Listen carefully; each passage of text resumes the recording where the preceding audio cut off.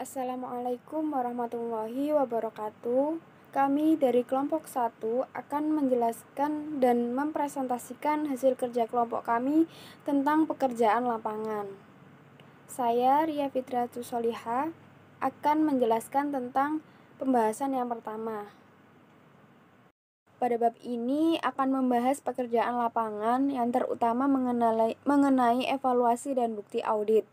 Evaluasi merupakan langkah penting dalam penugasan audit karena pada tahap ini auditor harus mencari bukti yang menguatkan informasi yang diperoleh pada survei pendahuluan, dan auditor dituntut untuk menyediakan langkah-langkah dalam penerapan kreativitas profesional dalam menjalankan analisis dan evaluasi selama menjalankan program audit. Yang seperti disebutkan bahwa auditor internal harus mendasarkan kesimpulan dan hasil penugasan pada analisis dan evaluasi yang tepat. Lalu ada tahapan pekerjaan lapangan. Dalam pekerjaan audit lebih memfokuskan pada pengujian transaksi dan komunikasi dengan auditor. Berikut tahapan pekerjaan lapangan. Yang pertama, ada pertemuan awal.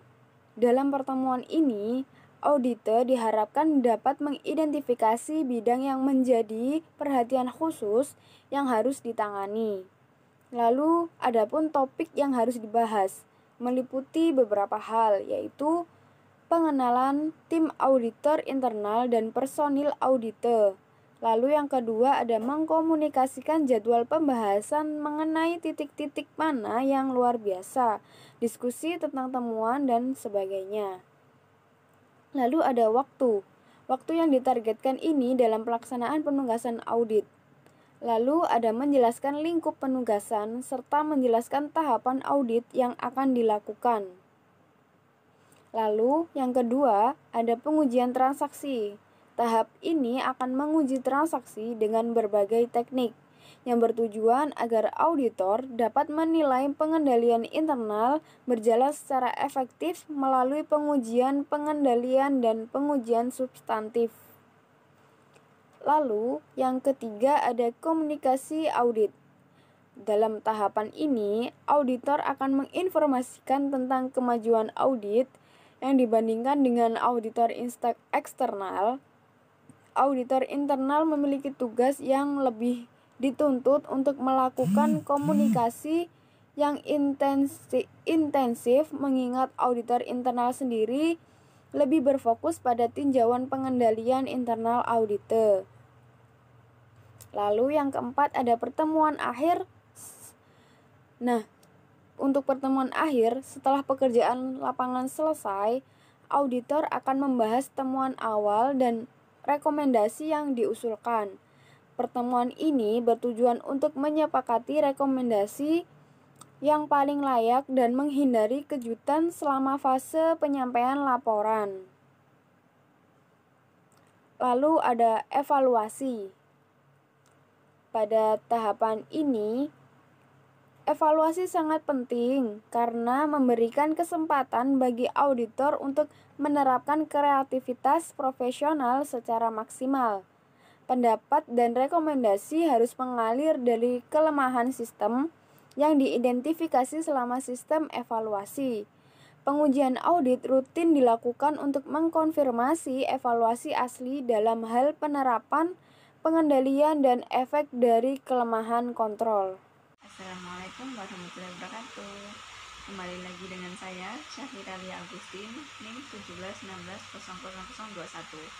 Di sini saya akan menjelaskan tentang materi bukti audit.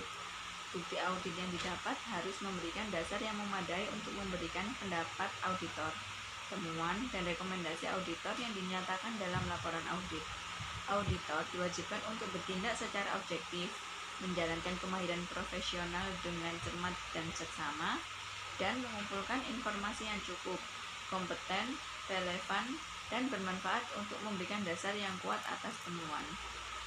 Untuk kriteria bukti sendiri ada 3. Yang pertama cukup, yang kedua relevan, dan yang ketiga andal. Cukup yang dimaksud di sini adalah jumlah bukti audit menggambarkan keseluruhan kondisi yang dipermasalahkan dengan memperhatikan sampling.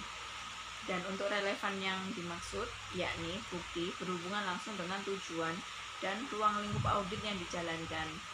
Dan untuk yang dimaksud andal sendiri, yakni bukti yang diperoleh harus akurat, dapat dipercaya, tidak bias, dan jika memungkinkan, bukti tersebut diperoleh dari pihak ketiga. Untuk klasifikasi bukti audit berdasarkan sumber, didasarkan oleh sumber bukti didapat, bukti dikelompokkan menjadi yang pertama bukti internal, yang kedua bukti internal ke eksternal, yang ketiga bukti eksternal ke internal, dan yang keempat bukti eksternal. Untuk bukti internal sendiri yakni bukti yang diperoleh dan dibuat oleh audite. Untuk bukti internal ke eksternal yakni bukti yang didapat dari lingkungan internal tetapi juga melibatkan proses yang dilakukan pihak eksternal. Untuk bukti eksternal ke internal yakni bukti yang didapat dari pihak eksternal namun tetap pada tahap selanjutnya dilanjutkan oleh pihak internal. Untuk bukti eksternal sendiri yakni bukti yang didapat dari pihak eksternal dan dibuat oleh pihak eksternal juga. Untuk tipe bukti audit sendiri, bukti audit dapat dibedakan dalam berbagai jenis, yakni sebagai berikut. Yang pertama, struktur pengendalian intern atau SPI. Yang kedua, bukti fisik. Yang ketiga, bukti dokumen. Yang keempat, bukti keterangan. Dan yang kelima, bukti analitis. Untuk bukti dokumen sendiri ada 3, yakni bukti dokumen yang dibuat pihak luar yang langsung dikirim ke auditor. Yang kedua, bukti dokumen yang dibuat oleh pihak luar, bebas disimpan dalam arsip perusahaan.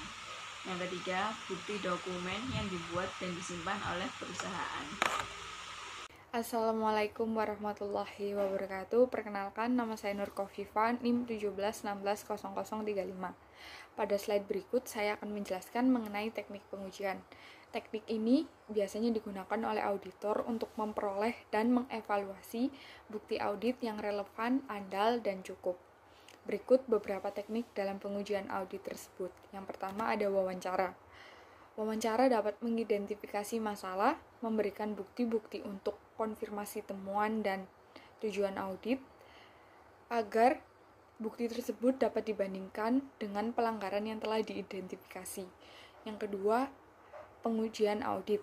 Pengujian audit ini berfungsi untuk menunjukkan apakah mekanisme pengendalian internal sudah beroperasi dengan baik, serta seberapa akurat sistem tersebut dalam menyediakan jumlah.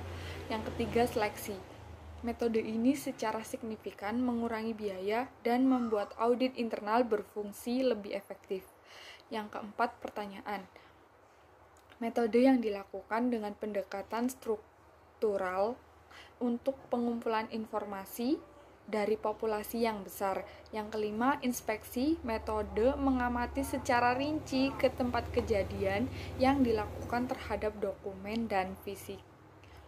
Dan yang keenam, ada diagram. Metode ini dapat mengidentifikasi sebuah proses yang berlebihan atau tindakan tidak berguna.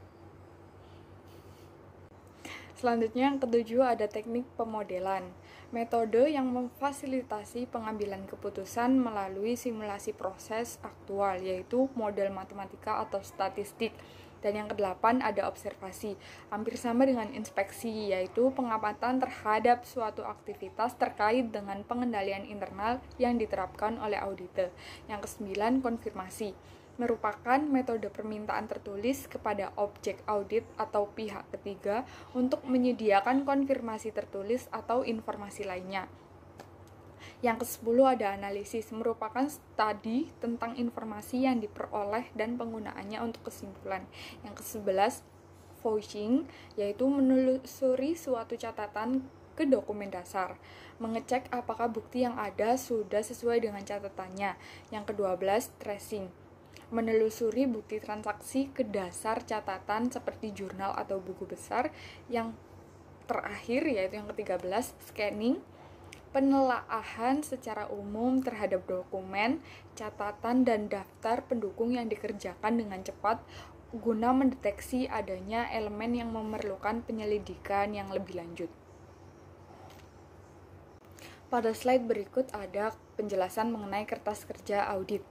Kertas kerja berisi catatan informasi yang diperoleh dan analisis yang dilakukan selama proses audit. Sejak pertama kali auditor memulai proses audit hingga menelaah tindakan perbaikan dan mengakhiri penugasan audit. Oleh karena itu, kertas kerja harus berisi dokumentasi dari langkah-langkah atau proses audit yang dilakukan, meliputi pertama, rencana audit termasuk program audit, yang kedua, pemeriksaan dan evaluasi kecukupan dan efektivitas sistem pengendalian internal, yang ketiga, prosedur-prosedur audit yang dilakukan, informasi yang diperoleh dan kesimpulan yang dicapai, dan yang keempat, penelaahan kertas kerja oleh penyedia, yang kelima, laporan audit, yang keenam, tindak lanjut dari tindakan perbaikan. Tujuan pembuatan kertas kerja secara terperinci adalah sebagai yang berikut. Pertama, yaitu untuk mendukung temuan audit dalam laporan audit. Yang kedua, menguatkan simpulan auditor. Yang ketiga, membantu auditor dalam tahapan-tahapan dalam mengaudit. Dan yang keempat, menjadi pedoman bagi auditor dalam audit berikutnya. Baik, saya Ayu Fitri Arumsari akan melanjutkan presentasi sebelumnya, kesimpulan dari materi ini. Tahap-tahapan pekerjaan lapangan terdiri dari pertemuan awal, pengujian transaksi, komunikasi audit, dan pertemuan akhir. Evaluasi merupakan tahap yang paling penting dalam setiap penugasan audit karena dapat memberikan informasi dan kesempatan bagi auditor untuk menerapkan kreativitas profesional secara maksimal. Bukti yang didapat selama pelaksanaan audit harus memberikan dasar yang memadai untuk memberikan pendapat auditor, temuan dan rekomendasi auditor yang dinyatakan dalam laporan audit. Bukti yang harus memenuhi kriteria yaitu cukup, relevan, dan memadai secara praktis. Selanjutnya, studi kasus dari materi ini yaitu evaluasi kinerja internal audit dari PT Telkom. Melalui pendekatan Balanced Scorecard, fungsi internal audit dapat memfokuskan penugasan hanya pada kegiatan yang memberikan manfaat dan strategi perusahaan.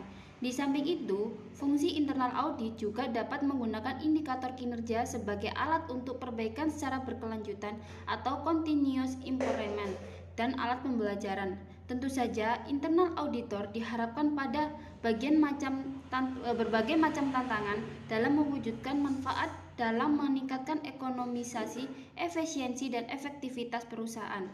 Pengetahuan pengalaman audit yang cukup merupakan syarat utama yang harus dimiliki oleh internal auditor untuk dapat memberikan hasil audit yang berkualitas. PT Telkom merupakan BUMN dan penyediaan layanan telekomunikasi dan jaringan terbesar di Indonesia. Telkom memiliki banyak anak perusahaan dari perusahaan bisnis yang sangat kompleks. Telkom mempunyai fungsi internal audit yang diharapkan dapat memberikan manfaat bagi perusahaan melalui rekomendasi audit yang diberikan berdasarkan hasil audit. Selanjutnya, fungsi internal audit Telkom memiliki visi untuk menjadi divisi yang profesional, dipercaya, dan dihormati dengan didukung oleh tim yang berdedikasi tinggi, menjunjung kode etik dalam rangka mencapai hasil yang terbaik bagi perusahaan. Untuk itu, fungsi internal audit harus dapat memberikan manfaat kepada pihak terperiksa secara khusus dan perusahaan secara umum melalui kegiatan pemberian rekomendasi atau konsultasi yang dapat meningkatkan efisiensi, efektivitas, dan nilai ekonomis perusahaan. Dengan demikian, pertanyaan peneliti ini dirumuskan. Yang pertama, bagaimana kinerja internal audit PT Telkom jika diukur dengan pendekatan Balanced Scorecard? Yang kedua, apakah faktor-faktor yang mempengaruhi kinerja internal audit? Berikut yang terakhir adalah kesimpulan yang dibuat oleh penulis berdasarkan analisis yang dilakukan atas evaluasi kinerja fungsi internal audit pada PT Telkom dalam memberikan manfaat. Yang pertama, berdasarkan evaluasi yang dilakukan tiap perspektif yang mendekati nilai sempurna adalah audit komite dan internal audit proses. Yang kedua, berdasarkan evaluasi yang dilakukan dengan menggabungkan keseluruhan perspektif, fungsi internal audit PT Telkom telah dapat memberikan manfaat bagi perusahaan dari perspektif komite audit, unit bisnis, proses internal audit, maupun perspektif inovatif dan capabilities. Hasil penelitian kinerja fungsi internal audit pada APP adalah sebesar 3,03 dari total 4,0 C. adalah beberapa cara yang digunakan oleh fungsi internal audit PT Telkom dalam memberikan manfaat pada perusahaan, yaitu melalui rencana audit yang dapat sepenuhnya mencakup area-area yang memiliki risiko tinggi, pelatihan internal sebelum melakukan penugasan, standar target KPI yang tinggi, benchmarking, dan lain-lain. Sekian presentasi dari kelompok kami. Wassalamualaikum warahmatullahi wabarakatuh.